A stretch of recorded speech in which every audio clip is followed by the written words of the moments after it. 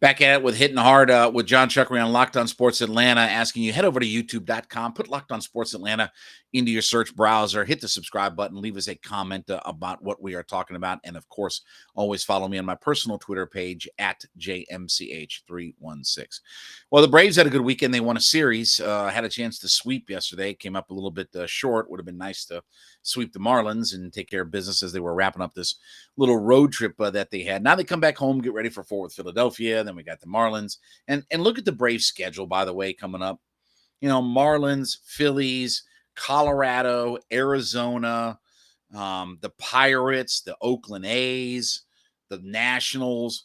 There's a whole bunch of just vagabond teams, just a bunch of just jamokes that they got coming up on their schedule. And we've talked about the idea that this is their time to try to get things turned around. But believe it or not, I know we keep saying we're early, but a fourth of the season is over. We're 25% of the way through the season. Braves are 19-22. So, okay, it's a little bit better. Here's one problem, though. They're still 8 games back of the Mets. Mets aren't losing series. They took 2 out of 3 from Colorado over the weekend, so they're not losing series.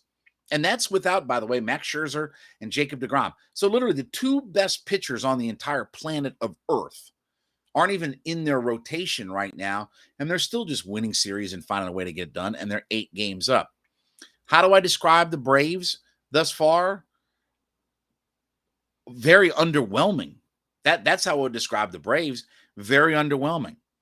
And I don't, again, statistically, the issues are easy to figure out, right? Their offense has been anemic at times. At times they do score some runs and you get different guys. Remember a couple of weeks ago when Travis Demeritte was the greatest, outfielder that they had since Ron Gant, and, he's doing all this, that, and the other. Well, now he's like 0 for his last 24, whatever. I mean, again, he's been awful of late. Austin Riley's been terrible. Matt Olson's been in a big funk. Ozzie can't get anything going. Ozuna's been up and down and up and down. I mean, okay, he's been a little bit better here of late, but went through a stretch where, his batting average was around, floating right around 200. Adam Duvall probably is the player that he is. He's a powerful 195 hitter, okay? I mean, the reason that he's valuable is because he's a really good outfielder. If he was a below average outfielder, he'd be Rob Deere. He'd be Pete Incaviglia. A bunch of power, doesn't hit for any average, and doesn't get a whole lot done. But again, last year led the league in RBI. They caught everything. They had everything fall in line all at once. And rebuilding their outfield the way that they did after Ronnie went down, to bring Duvall back, to get Soler, to get Rosario, and all of those guys, and Peterson, all of those guys came over and invigorated this team and just made this offense click. It's not there right now. And by the way, Soler did a couple of good things over the weekend, but by and large, he's had a lousy start for the Marlins. Rosario was dreadful when he was playing. You haven't gotten some of those contributions. And I'll say it, I think that there is definitely something to the idea of not having Freddie as kind of a steady hand day in, day out in that clubhouse. That was one of the things people just didn't want to have to talk about, is the idea of, well, hey, Freddie's gone. We got all okay, but maybe there are other things. Maybe there are some intangible things about Freddie that you can't measure and quantify. There's a reason why the manager kept tapping him on the shoulder and say, hey, can you go talk to these guys? Can you help me with this, that, and that? Well, why do you think that is? Because he's the clubhouse leader guy. Manager's not going to do that for some schlub. So it's been very underwhelming. You look at their offense, they're below. I mean, they hit a bunch of homers. They're one of the better teams in the league in hitting home runs. They hit a bunch of doubles because Olson's had a whole crap ton of doubles. But batting average, on base, runs scored, they're all below average in all of those things. All below average and all that kind of stuff. Their pitching staff is, their starting staff is really sort of rounded into form. So I can't get mad right now at what their pitching staff is. Ian Anderson was fine yesterday, like 6 innings, 2 runs, right? I mean, he's fine. Morton has been fine. Max Fried's been terrific. Kyle Wright's been, good. They have their bumps in the road. But as a staff, they've held their own. Bullpen's been pretty good, but they have their bumps in the road. They just can't seem to get everything coming together. And it's the offensive piece that is so maddening, is because it's not like the Braves are built around 1 or 2 guys. I mean, listen to the names. Ronnie, Olson, Ozzie, Riley, Dansby, Ozuna, Duvall. These are all Riley. These are all guys that are supposed to be big time performers. And you got, 3, 4 guys at a time that are in major funks for this season. And I'll keep going back. We keep saying, oh, it's early, it's early. Okay, well, you're 8 back now. I mean, in a month from now, when we're here in a month from now, if you look at if you tell me that the Braves are going to break out and they're going to be that team that we think, and you look at the schedules of the Mets and the Braves coming up in 30 days from right now, Braves should at least have half that lead cut out. Braves shouldn't be more than 3 or 4 games back. Because if you're telling me that eventually the Braves offense is going to catch all up, eventually the Mets are going to fold, eventually the schedules are going to catch up, that's now. We're about to head into Memorial Day weekend.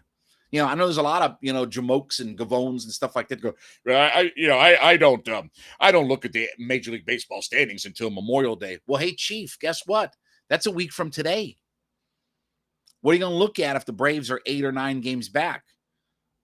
How confident and how good you're going to feel at that moment. So I don't know what the magic elixir is. Yes, they need to get their offense going. Yes, they need to hit with runners in scoring position. We get that. They need to keep, they need to be consistent. Most of their bullpen is really good, but it's again, it feels like, just like last year at times, one guy comes in that's been pitching pretty well and all of a sudden he has a flame out. I don't know what the magic bullet and magic solution is other than get the bats cranked up and, maybe make sure you can try to outscore some people. But this has been a very underwhelming, return. And considering you brought back most all of your roster, and I understand Freddie leaving is a big deal, but y'all sold me on the idea of, we don't need leadership and all that. We got Dansby's a leader. This guy's a leader. That guy's a leader. Okay. Well, let's start leading it to more wins. Oh, you're being, over dramatic. No, you're 8 games back with a quarter of the season done. That doesn't just magically change and get itself better. So, in a month from now, when we revisit this and we're looking at getting toward the end of June and all these things, have the Braves turned it up, have the Mets taken a step back, the schedules certainly level out. I mean, the Braves schedule is very much easier. We talked about Phillies, Marlins. They've got the Pirates. They've got the Rockies. They've got Arizona. They've got the Oakland A's. They've got the Washington Nationals. All those teams are coming up in the next month here. While the Mets are going to get the Dodgers, the Padres, the Angels, the Brewers, a whole bunch of those teams. But again, it's not panic. But at some point, it's like, when are we seeing, when is reality what we're watching? When is what we're watching the reality of what this team may end up being? And that would be immensely frustrating. All right, we thank you so much for being a part of the show today. Thanks for making Listen Hitting Hard with Jon Chuckery your first listen. Hey, don't forget to make my friends Jarvis Davis and Tanisha Batiste your second listen. ATL Day Ones, of course, talking to the heart of the city of Atlanta, Braves, Hawks, Falcons. They cover everything for you. Great conversation between those two. That's free and available on our YouTube page as well at Locked On Sports Atlanta. Head over there, subscribe to the page, and of course, follow me on my personal Twitter page at JMCH316. Back with you tomorrow. This has been Hitting Hard with Jon Chuckery on Locked On Sports Atlanta.